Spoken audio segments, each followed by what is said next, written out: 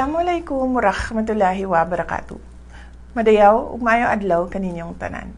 Magandang araw sa inyo lahat. Sa araw na ito, ginugunitan natin ang buhay at diwa ng ating pambansang bayani na si Dr. Jose Rizal. Sa pamamagitan ng kanyang mga akda, ipinamana ni Dr. Jose Rizal ang diwa ng walang takot na pagmamahal sa bayan at ang pangarap ng tunay na kalayaan na nakabatay sa liwanag ng kaalaman. Ang tunay na aral ni Rizal ay malinaw.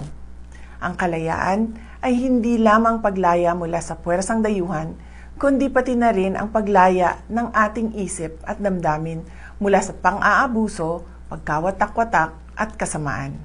Sa paggunita natin sa kanyang sakripisyo, manumbalik nawa ang ating lakas at tapang na manindigan para sa katotohanan at katarungan.